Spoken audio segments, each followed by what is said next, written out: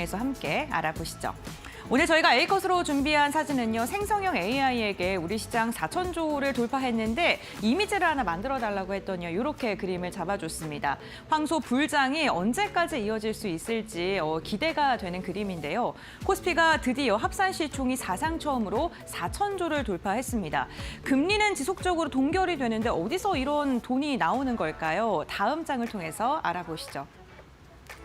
이제 적금을 깨고 증시로 돈이 움직이는 현상이 점점 더 가속화가 됐다고 하고 있습니다. 5대 은행의 지금 요금을 예금이요. 2주간 무려 30조가량이 감소한 것으로 확인이 됐고요. 하루 평균 2조가량의 금액이 줄어들고 있는 것으로 나타나고 있습니다. 그러한 반면에 주식시장의 돈은 지속적으로 증가하고 있는데요. 투자자 예탁금이 90조를 돌파했고 1월 8일 기준으로는 92조를 넘어서기도 했습니다. 여기에다가 활동 계좌가 거의 지금 보시는 거 9,860만 개가 나와서요. 개인 참여자들이 지금 지속적으로 급증하고 있는 게 확인되고 있는데요. 처음으로 집계가 됐을 때가 2007년이었는데 그때가 850만 개였습니다. 지금 10배 이상의 계좌가 활동을 하고 있는 것으로 확인이 되고 있고요. 여기에다가 일평균 거래 대금도 24조를 넘어섰습니다. 지난달에도 시장이 좋았는데 지난달과 비교했을 때도 68%가량 증가한 것으로 확인되면서 5년 만에 20조를 넘어서는 데 성공을 했습니다. 고객 예탁금의 그래프를 보게 된다면요. 지난해 7월부터 예탁금이 기하급수적으로 증가하고 있는 것으로 확인되고 있는데요. 이 회색깔 그래프가 코스피 신용잔고고 노란색이 코스닥 신용잔고입니다. 아무래도 대형주 중심의 장세가 펼쳐지고 있다 보니까 예탁금이 증가하는 것과 정비례로 코스피 신용잔고가 늘어나고 있다는 점을 함께 체크해 보셔야 될 것 같습니다. 그리고 누적 순매수 대금을 보게 된다면요. 개인들은 지금 차익 실현에 나서고 있는 반면에 기관이 시장을 이끌고 있다는 게 지금 확연하게 보여지고 있습니다. 지금 주식시장의 가격은 지속적으로 상승하고 있는데 여기에다가 거래 대금도 늘어나고 있고요. 대기 자금까지 증가하면서 분위기 자체가 시장이 더 갈 수밖에 없는 강세장의 정확한 패턴이 나오고 있다라는 분석까지 더해지고 있습니다. 다음 장 보시죠. 그렇다면 왜 지금 증시로 자금이 이동을 할까요? 가장 먼저 첫 번째로는 심리가 있습니다. 시장이 너무 잘 가다 보니까요. 내가 지금 사지 않으면 상대적으로 소외를 받을 수 있다. 손실을 보는 듯한 기분이 든다라는 이 포모 현상이 커지면서 이를 통해서 개인 투자자들의 자금이 지속적으로 대기 자금으로 잡히고 있는 건데요. 11거래일 연속 유가증권 시장이 사상 최고치를 돌파하고 있고 시가총액도 합산 시가총액 4천조 돌파. 그렇다 보니까 지금이라도 내가 좀 타 올라야 되는 게 아니냐 이러한 심리가 커지고 있다고 합니다. 두 번째로는 수익률입니다. 예금의 매력도가 지금 많이 감소해 있는 상황인데요. 정기예금이 지금 한 3%대인데 시장 금리가 지속적으로 하락 추세이고 실질적으로 주식시장의 수익률과 비교했을 때 체감이 점점 더 떨어지고 있기 때문에 예금을 깨고 이제는 증시로 이동을 해야겠다. 이러한 심리가 점점 더 커지고 있다고 하고요. 또 고환율이 지속되고 있다는 것 또한 지금 증시로 자금 이동이 되는 포인트가 되고 있습니다. 원화 가치가 지속적으로 하락을 하고 지금 달러 가치가 올라가고 있죠. 그러니까 원화를 그냥 들고 있으면 물가 상승이나 환율의 상승과 비교했을 때 상대적으로 좀 손실을 입을 수밖에 없는 상황이 지속되면서 그렇다면 지금 잘 가고 있는 증시에 함께 좀 동반해서 가야겠다라는 그런 심리가 점점 더 커지고 있다는 거겠죠.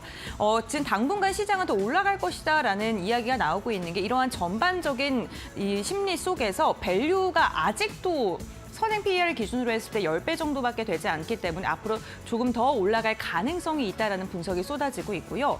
그렇기 때문에 단순히 한번 오르는 테마 장세가 아니라 추세적으로 그리고 구조적으로 상승 장세에 들어갔다라는 분석이 나오고 있습니다. 그렇다면 올해 들어서 어떠한 업종들이 강한 시세를 분출했을까요? 운송 장비 부품이 압도적인 수익률을 보여주고 있습니다.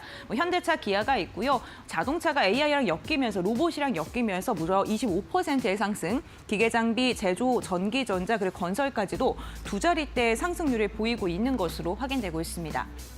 지금 업종별 등락률에서 상승하고 있는 업종들을 보게 된다면요. 실적이 확실하게 받쳐주는 섹터가 그만큼 수익 구간에 접어들고 있다라고 보실 수 있을 듯한데요. 반도체가 들어가 있는 기계 장비나 제조 쪽, 전기전자 쪽 보게 되면 AI 서버가 수요가 증가하면서 이로 인해 실적이 지속적으로 좋아지고 있는 게 확인되고 있고요. 자동차 같은 경우에도 환율적인 부분이나 수출이 잘 되고 있고 여기에다가 로봇까지 더해지면서 지금 시장의 분위기가 굉장히 좋습니다.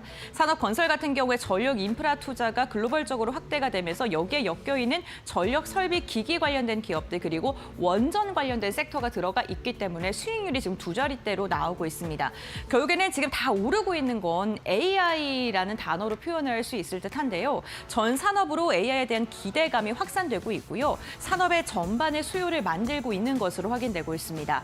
시장이 이렇게 좋은데도 못 가는 업종들도 있습니다. 보시게 되면 비금속이나 보험, 그리고 섬유, 의류, 종이 이런 것인데 내수 중심의 기업들이라든가 시장 상황이 그렇게 좋지 않은 종목들이 있는 업종은 이렇게 시장이 잘 가는데도 불구하고 오히려 하락하고 있다는 점도 기억을 해주셔야 될 것 같습니다. 다음 장 이어서 보시죠. 네, 이런 가운데 이렇게 불타는 장에 기름을 또 붓는 숫자가 또 발표가 됐죠. TSMC가 실적을 발표했는데 AI 수요가 아직도 끝난 게 아니고 더 갈 것이다라는 힌트를 줬는데요. TSMC의 실적 추이와 전망치를 보게 된다면 지난해 좋았는데 올해는 더 좋을 것으로 예상되고 있습니다. 매출액은 31% 증가했고 순이익은 무려 46%가량 상승하면서 분기 연간 실적 기준으로 역사상 또 최대치를 갈아치우는 데 성공을 했는데요. 여기에다가 올해 매출은요 30% 이상 더 증가할 것이라고 가이던스를 제시하면서 지난해도 좋았는데 올해는 더 좋을 것이다라는 자신감을 내비쳤습니다. 그러한 자신감을 엿볼 수 있는 게 설비 투자에 대한 부분일 텐데요. 캐펙스가요 최대 560억 달러까지 지금 예상이 되고 있습니다. 중간값으로 보게 되면 540억 달러 정도인데요. 지금 투자를 하는 부분을 보게 되니까 선단 공장에 80%가량이 집중될 것으로 보이면서 첨단 공장을 짓는데 많은 투자를 할 것으로 예상이 되고 있습니다. 그런데 이게 짓는다고 바로 지어지는 게 아니고요. 한 2, 3년 정도 시간이 소요가 되기 때문에 그 전까지는 반도체 호황기, 금액적으로 가격 우위를 점할 수 있는 시간이 2, 3년은 더 확보해 있다라고 분석을 해볼 수도 있을 것 같고요. 2, 3년 뒤에도 잘 갈 것이라고 생각을 하니까 투자를 하겠죠. 이러한 부분이 반도체 기업들에게는 굉장히 긍정적인 해석으로 더해질 수 있을 듯합니다. 다음 장 이어서 확인해 보시죠. 네, 보시는 것처럼 분기별 GPM이나 OPM을 보게 된다면 시장이 더 좋아질 것이다라는 게 확실시 되는데요. GPM 같은 경우에는요, 그 제품을 하나 팔았을 때 얼마가 남느냐입니다. 보시면 60%가 넘게 남고요. OPM 같은 경우에는 영업이익률인데 54%가량의 영업이익률을 지금 자랑을 하고 있습니다. 근데 그래프가 점진적으로 조금씩이지만 상승을 하고 있고요. 캐펙스의 추이를 보게 된다라도 지속적으로 투자를 지금 늘리고 있는 상황인데 매출이 증가하는 것보다 설비 투자에 돈을 더 쓰고 있습니다. 그만큼 앞으로 시장에 대한 기대감이 이렇게 투자에 대한 금액으로 확인을 해볼 수 있겠죠.